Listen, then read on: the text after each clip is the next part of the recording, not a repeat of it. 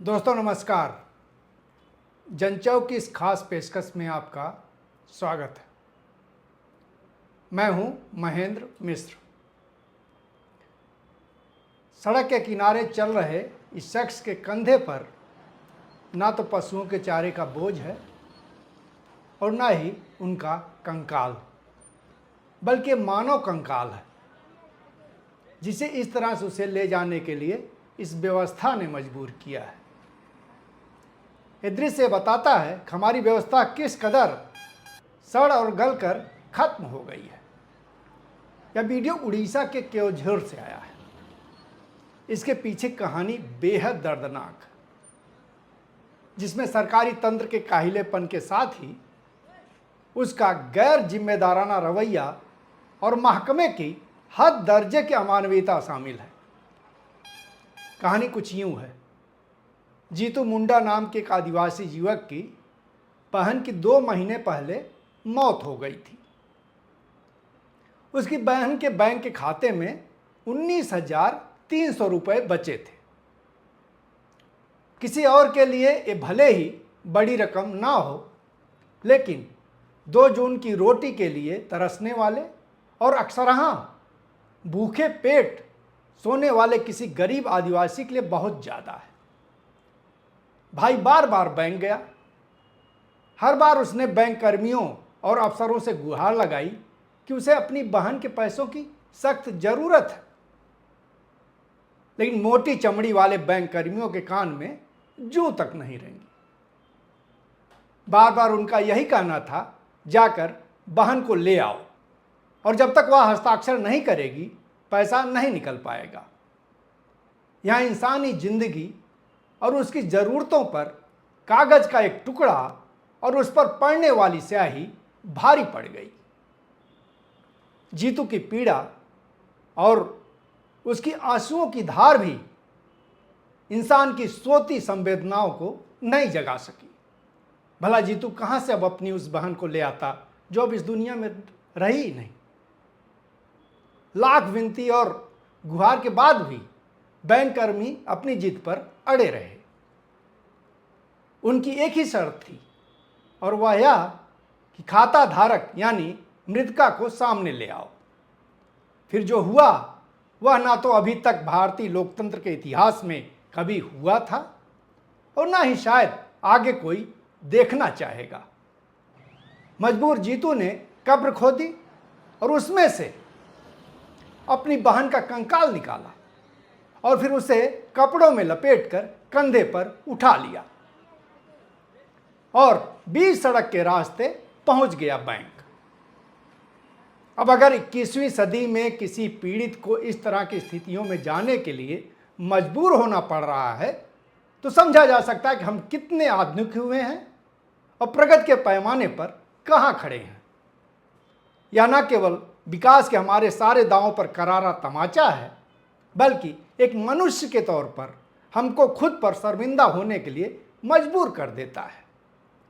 इसके साथ ही उस हकीकत के दांव की भी पोल खोल देता है जिसमें हम खुद को दुनिया की चौथी अर्थव्यवस्था कहने से नहीं थकते।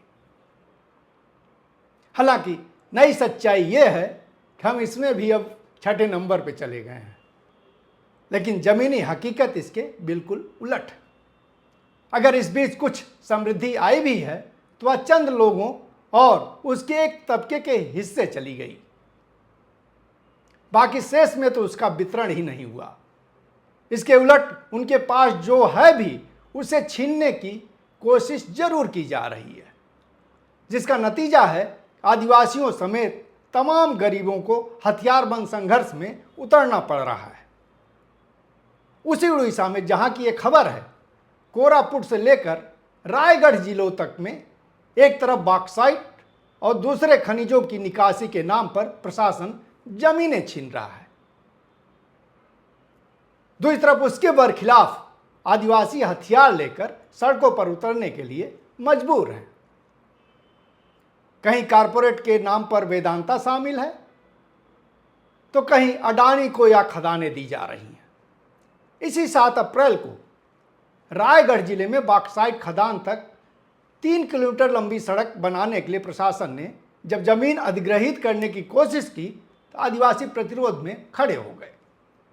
क्विंट की रिपोर्ट के मुताबिक मां माटी और माली सुरक्षा की नेता सुभाष सिंह माझी ने बताया कि रात के 2:30 बजे थे जब 10 बसों और दर्जनों गाड़ियों में भरकर पुलिस गांव में घुस गई। उनके पास लाठी, बंदूक और आंसू गैस के गोले थे और फिर सोते में उन्होंने गांव वालों की पिटाई शुरू कर दी और इस तरह से उन्होंने रात भर जमकर उत्पात मचाया। बताया जाता है बॉक्साइट की यह खदान वेदांता की है, जिसे उड़ीसा सरकार ने फरवरी 2023 में उसे सौंपी थी। उस समय भी स्थानीय आदिवासियों ने उसका विरोध किया था और वह आज भी जारी है।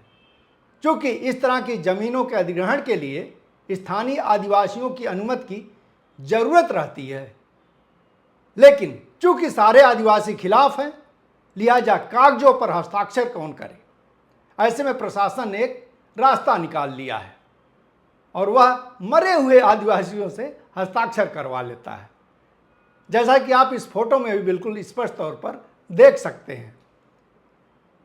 एक आदिवासी के सामने जो है हस्ताक्षर है, लेकिन वह इस दुनिया में नहीं है। गरीबों और आदिवासियों पर होने वाला यह हमला किसी एक सूबे तक सीमित नहीं है। झारखंड से लेकर मध्य प्रदेश और छत्तीसगढ़ तक यही हाल है। मध्य प्रदेश के छतरपुर में केन बेतवा लिंक परियोजना के खिलाफ तकरीबन 1 पखवाड़े से आदिवासी इस समय आंदोलनरत हैं। उन्होंने जल समाधि और सत्याग्रह से लेकर सड़क पर चिता बनाने तक प्रतिरोध के अलग अलग तरीके अपनाए हैं, लेकिन प्रशासन के कान में अभी जू तक नहीं रहेगी। आंदोलन के तरीके और दृश्य देखकर किसी की भी रूह कांप जाए, लेकिन प्रशासन के चेहरे पर एक सिकन तक नहीं है। सारी व्यवस्था सुचारू रूप से चल रही है और महिला और बच्चे हैं कि रात रात भर नदी में सत्याग्रह करने के लिए मजबूर हैं।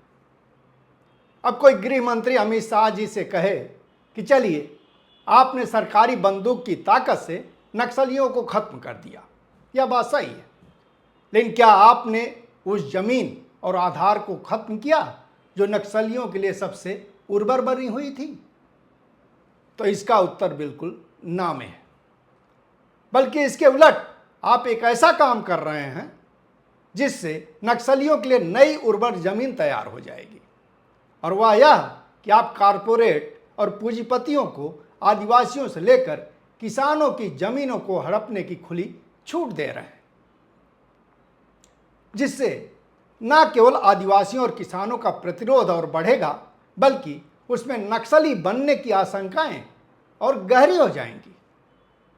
इसलिए एक बार जरूर आपको न केवल अपनी नीतियों पर पुनर्विचार करना चाहिए, बल्कि इस तरह की झूठी घोषणाएं करने से पहले अपने गिरेबान में भी झांकना चाहिए, जहां सिर्फ और सिर्फ झूठ मिलेगा जो हकीकत से कोसों दूर है। लेकिन अमित शाह जी इसको मानने के लिए तैयार होंगे? सबसे बड़ा सवाल ये है। दोस्तों, आपने पूरा कार्यक्रम सुना, इसके लिए आपका बहुत बहुत शुक्रिया। हम और आप एक दूसरे के साथ बने रहें, इसके लिए ज़रूरी हो जाता है कि आप जनचौक चैनल सब्सक्राइब करें। अगर आपकी कोई प्रतिक्रिया है, किसी तरह की आप टिप्पणी करना चाहते हैं या फिर कोई सुझाव देना चाहते हैं, तो नीचे कमेंट बॉक्स में दे सकते हैं, वो हम तक पहुंच जाएगा। बहरहाल एक बार फिर आपका बहुत बहुत धन्यवाद। नमस्कार।